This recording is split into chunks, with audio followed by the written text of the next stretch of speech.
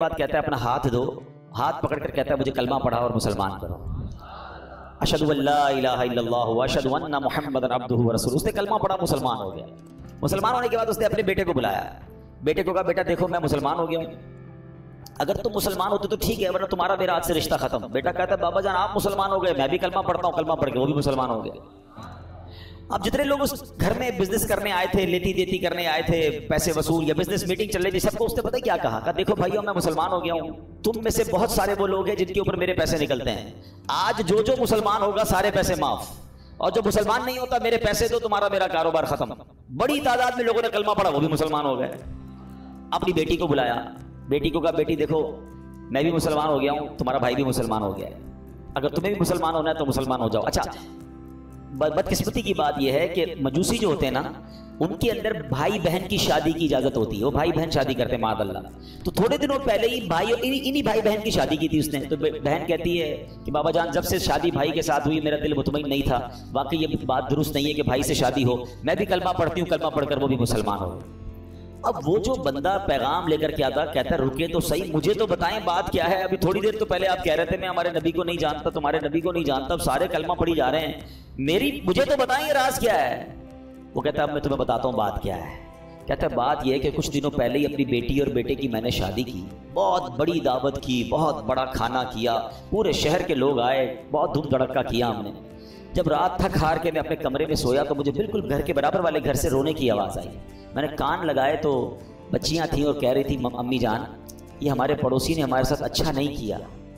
ماں کہتی کیا ہوا؟ کہا امی جان اتنے اچھے اچھے کھانے بنائے، ساری رات خوشبو آتی رہی، ہمیں کھانا نہیں بھجوایا، ہم بھوکی سو گئیں، حالانکہ ہم اللہ کے آخری نبی صلی اللہ علیہ وسلم کی اولاد میں سے ہیں۔ وہ سید فیملی تھی۔ یہ کہتے مجھے نہیں پتا تھا کہ مسلمانوں کے نبی کون ہیں اور ان کا کیا مرتبہ ہے، مجھے یہ پتا چلا کہ ان کے نبی کی اولاد ہے، اور میں بے قرار ہو گیا کہ سارے شہر نے کھایا، میں پڑوسیوں کو بھول گیا۔ اس نے فوراً جناب اپنے خادمین کو کہا اچھے سے کپڑے تیار کرو، کپڑے تیار کیے، کھانا پیک کیا اور فوراً ان کے گھر پہ کھانا بھجوایا۔ تھوڑی دیر بعد کہتا ہے اب میں نے پھر کان لگائے تو ماں کہتی دیکھو بیٹا پڑوسی کتنا اچھا ہے، کھانا بھی بھجوایا، کپڑے بھی بھجوائے، اب بچوں کھانا کھا لو۔ کہ ماں ہم کھانا کیسے کھائیں، ہمارا پڑوسی تو مسلمان ہی نہیں ہے۔ تو ماں کہتی بیٹا اللہ کی طرف سے رزق آیا ہے کھا لو۔ کہتی نہیں ماں جب تک نہیں کھائیں گے جب تک پڑوسی کے لیے دعا نہ کریں۔ ان سیدزادیوں نے ہاتھ اٹھائے اور دعا کرنے لگی کہ یا اللہ ہمارے پڑوسی کو ایمان کی دولت عطا فرما دے، اور آج اس نے ہماری دستگیری کی ہے، ہماری مشکل آسان کی ہے، بروز قیامت ہمارے نانا جان کی سے شفاعت نصیب فرما۔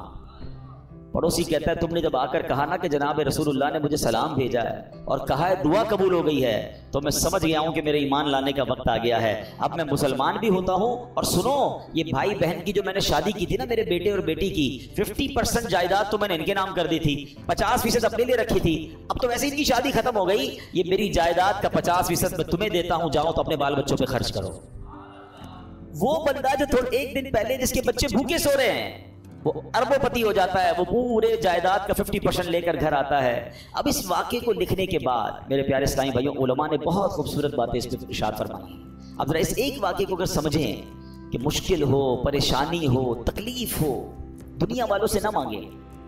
ایک یہ بھی بڑا پرابلم ہو گیا ہے کہ آج تھوڑا سا پرابلم ہو تو دوسروں سے مدد مانگنے نکل پڑتے ہیں۔ نہیں، خودداری یہ ہے کہ میری پرابلم میں جانوں، میرا رب جانے، کسی کا احسان کیوں اٹھائیں، کسی کو حالات کیوں بتائیں، تم ہی سے مانگیں گے تم ہی دو گے، تمہارے در سے ہی لو لگی ہے۔ ہم نے دیکھا ہے جو ایک بار ہاتھ پھیلاتا ہے نا پھر اس کا ہاتھ پھیلا ہی رہتا ہے۔ اللہ سے ہمیشہ دعا کرنا اے اللہ ہمیں صرف دینے والا ہاتھ عطا فرما، کبھی مانگنے والا ہاتھ نہ عطا فرما۔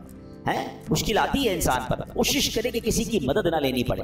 اللہ اور اس کے رسول اپنے معاملات کم کر دیں، اپنے خرچے کم کریں، اپنے معاملات کو جتنا ہو سکے منیمائز کر دیں، کسی سے مدد نہ مانگیں۔ اور یہی اسلام کو مطلوب ہے کہ بندہ خودداری کے ساتھ چلے۔